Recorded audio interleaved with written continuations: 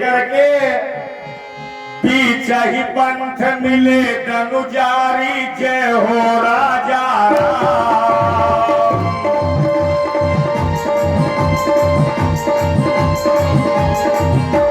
बीच ही पंथ मिले धनुजारी जय हो राजा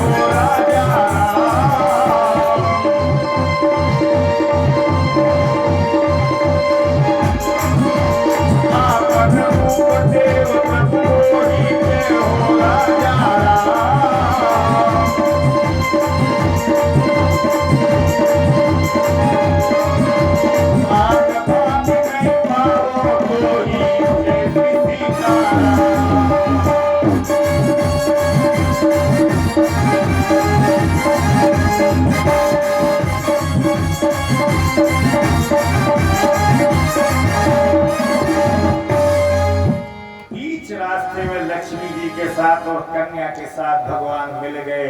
एक नियम सीख लो, कोई आदमी क्रोध में जा रहा हो और उसके हाथ में कोई शस्त्र हो तो उससे बोलोगे, जाने दो, बोलोगे तो नुकसान आपका होगा। या भले ही गलती उसकी हो, लेकिन अगर वो क्रोध में है, गुस्से में है और आप अगर उसे समझाने जाएं तो उससे ये न कहें कि तुम्हारी गलती है परिवार, उस वक्त ये कहो कि मैं जानता हूं यार तुम्हें, तुम अगर घर में न होते तो कोई तुम्हारे घर में राम राम करने नहीं आता, तुम घर से चले जाओगे, अरे मैं तो तुम्हारे साथ हूं, तुम्हारा पूरा परिवार गलत तुम सही हो, भले वो गलती उसकी हो।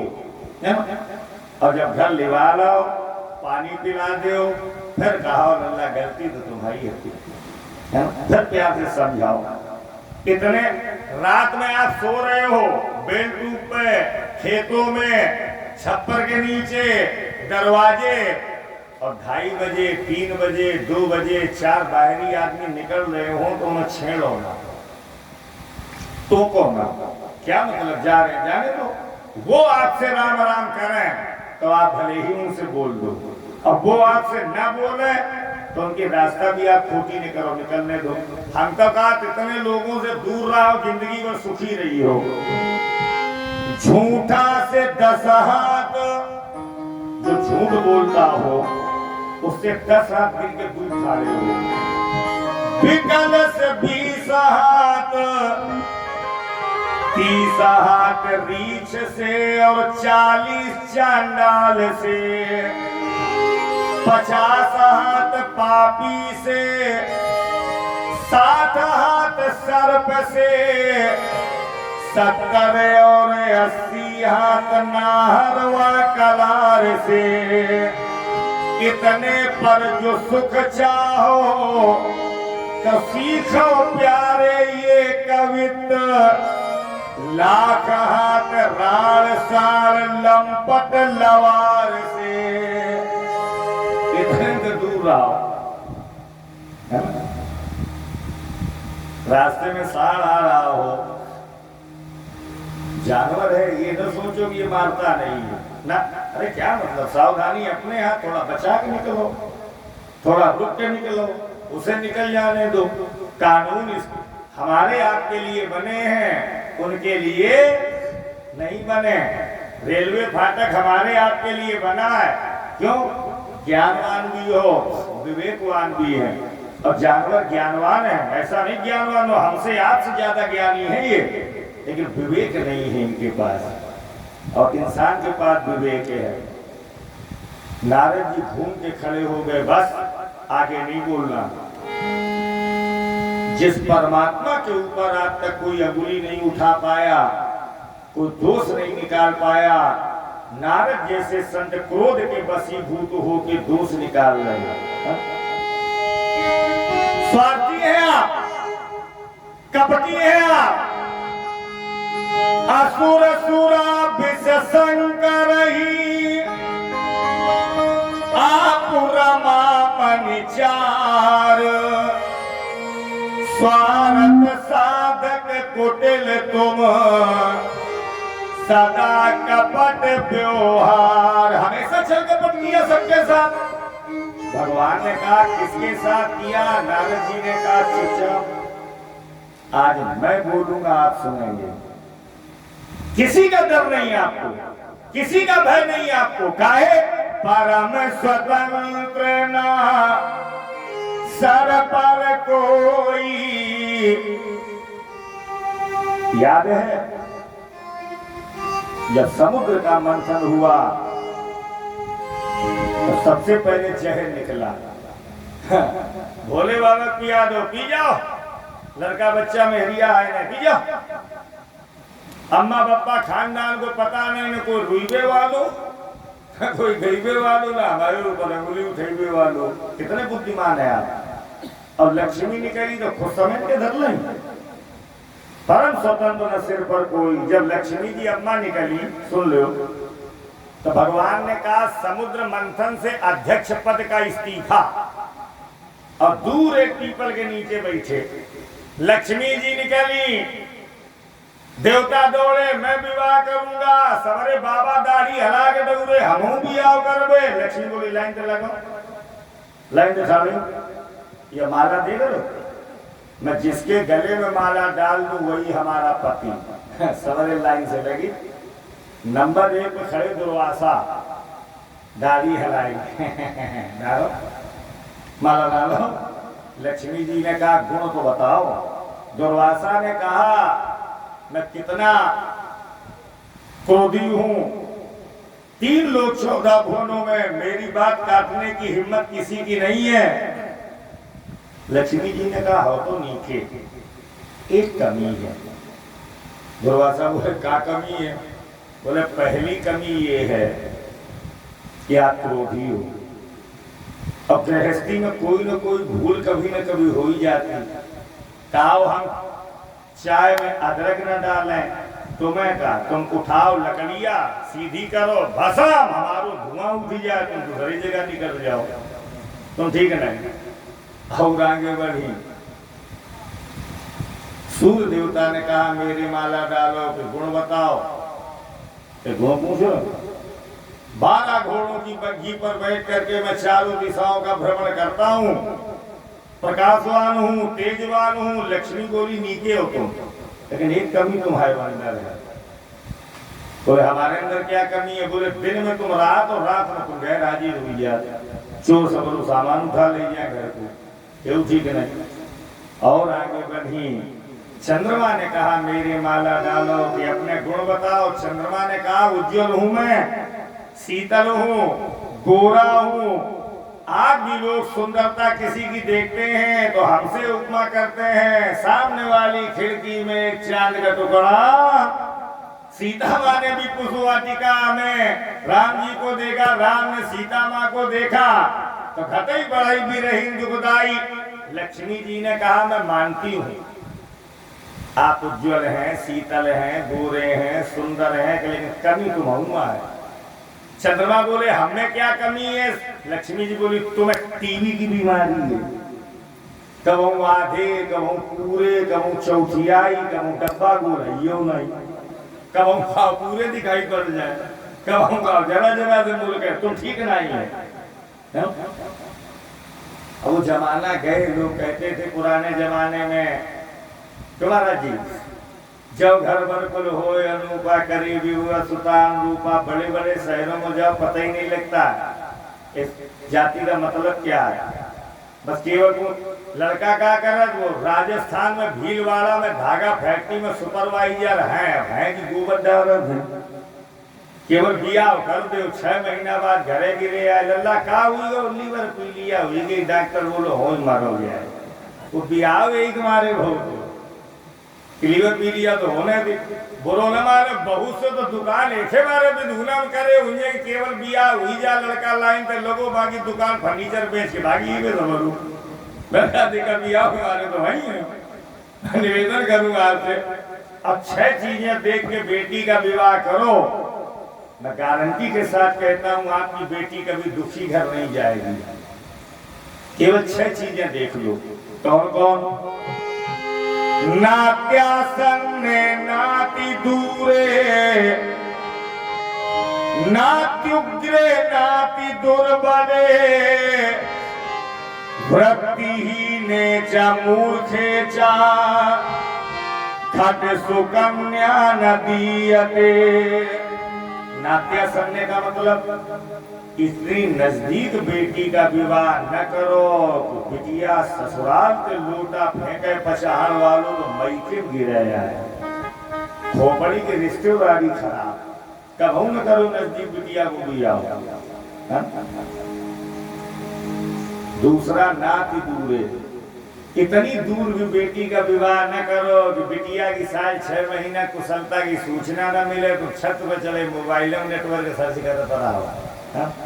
ना दुग्रे क्रोधी हो लड़का विवाह न करो, चाहे कंचन बरस रहा हो, अति दुबला पतला हो विवाह न करो, अपने पैरों खड़ा न हो विवाह न करो, और समाज में बैठ के लड़का मूर्खता की बातचीत करे, माता पिता गुरुजनों का सम्मान न करे, विवाह न करो। एक हमारे गांव में हाफ पैंट के बिया वाले आए, 20% फ्यूज, दोस्तों ने अच्छे कपड़े पहने हैं, बोले देख बोलना नहीं, तेरे बोलने तो 36 बिया उटिक गए, इस बार उटिक गो ब्याह हुई है। बोले यार कुछ तो बोलना पड़ेगा। बोले जब पूछा जाए अपना मकान है, केवल इतना कह देना ये कैसे 10 मकान। समझ गया तू? लड़की पक्ष के लोग देखने आए, सब कुछ अच्छा लगा। लड़की के पिता ने दूल्हा को बुला के पूछा, बेटा अपना मकान है? वो हाथ जोड़ के बोला, पिताजी एक मकान की बात कर रहे, 2 छिबरा में प्लाट पड़े, 2 किसनी में प्लाट पड़े। बोले बेटे गाड़ी भी अपनी है? बोले पिताजी एक गाड़ी की बात कर रहे, ऐसे 10 गाड़ी है ना? तब तक आ गए दूल्हा के बाप। लड़की के बाप ने पूछा है तुम्हारे बाप है? वो बोलो एक बाप की बात कर रहे। व्रतहीन च मूर्खे च खट सुकन्या न दीयते। माला लेकर के लक्ष्मी माँ गई विष्णु भगवान के पास, मैं आपसे विवाह करना चाहती हूँ। क्यों? एक आदमी के अंदर कभी 3 चीजें इकट्ठे नहीं मिलेंगी, रूप, सील और बल। जिनके दरबार में बैठे हो रावण खुद प्रशंसा करता है कभी एक महाबलशीला, भले ही हनुमान जी ने मेरी लंका जलाई हो, मेरे बेटे अक्षय को मारा हो, लेकिन बलवान है, सीलवान है हनुमान जी, लेकिन रूपवान नहीं है। और भगवान में रूप भी है, नीलांबुजस्यामल कोमलांगम, सील भी है। प्रभु जी लात मार रहे वक्षस्थल में, फिर भी भगवान पैर पकड़ रहे, चोट तो नहीं लगी। और बलवान अतुलित बाले अतुलित प्रभुताई, मैं मति मंद जय तरण कांड जान नहीं पाई। भगवान ने कहा तो समाज में चलो, समाज में लेके आए। लक्ष्मी माँ ने माला उठाई लेकिन पढ़ नहीं पाई। भगवान ने कहा क्या हुआ? बोले सनातन धर्म में नियम है, बड़ी बहन बैठी हो, बड़ा भाई बैठा हो, तो छोटे का विवाह नहीं हो सकता। हाँ, किन्हीं विशेष परिस्थितियों में न करने योग्य हो तो हो सकता है। हमसे भी एक बड़ी बहन विवाह के लिए बैठी है। भगवान ने आवाज लगाई, मेरा साढ़ू भाई कौन बनेगा? इंद्र बोले हम बन गए। लेकिन इनसे पूछो इनकी बड़ी बहन को नाव का। लक्ष्मी बोली दरिद्रा तो नहीं बनवे, गरीबी को लावे घर में। अंत में उद्दालक नाम के महात्मा ने दरिद्रा के साथ विवाह किया, है ना। आश्रम में लेके गए, चेला कुटिया में हवन करा या नाक बंद करके बोली बड़ी दुर्गंधी आ गई। उद्दालक महात्मा ने कहा पगली हवन से सुगंधी आती है दुर्गंधी? बोले वैसे घर में नहीं रहती, जिस घर में सुबह शाम भगवान की पूजा की जाती हो, नोट कर लो, दरिद्रता, गरीबी, भुखमरी, असुगुण कभी ऐसे घर में नहीं जाता जिस घर में हवन होता हो, जिस घर की माता कलश रख करके नवरात्रि व्रत रहती हो। दरिद्रता केवल उस घर में निवास करती है जहाँ होली में चाय बन गई बस दीपावली तक बर्तन नहीं धुलना है ना?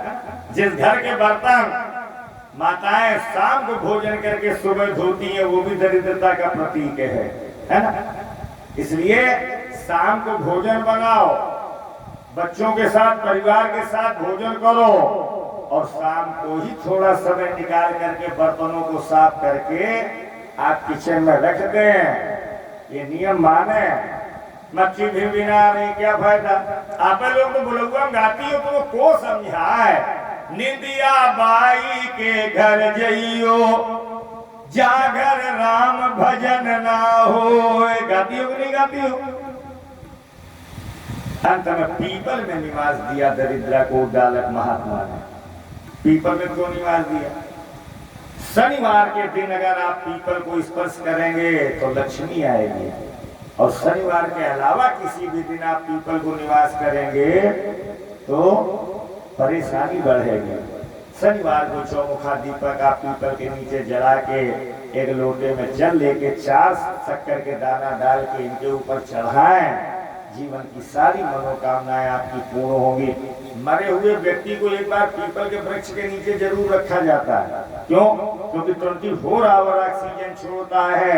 शायद जिसे हमने आपने मृत समझ लिया हो उसके शरीर में कहीं सांस हो और इसके नीचे रखने से ऑक्सीजन छोड़ रहा है, सांस मिल जाए। कई ऐसी घटनाएं हो गई, लोग उठ के बैठ गए, है ना। दूसरा, इसी पीपल में ब्रह्मदेव भी है और ब्रह्म राक्षस भी है, दोनों का स्थान है।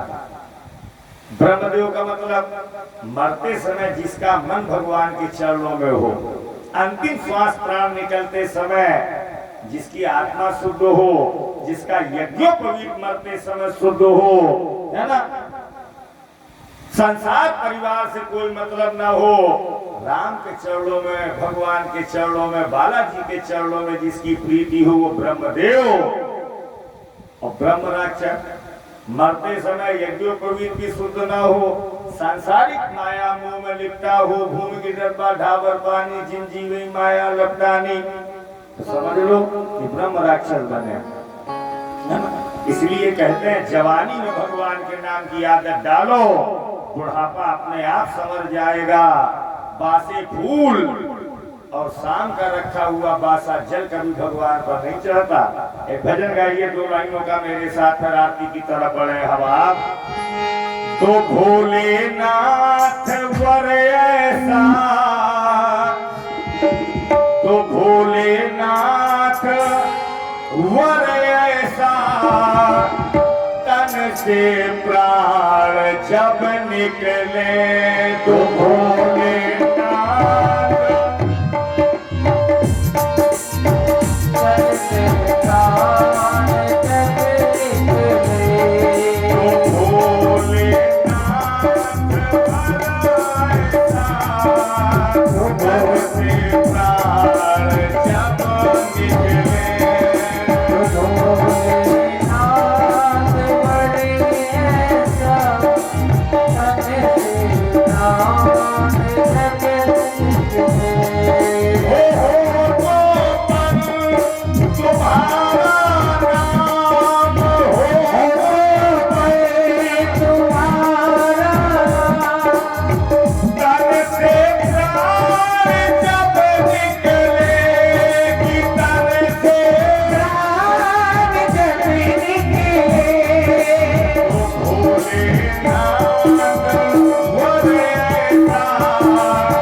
Thank you.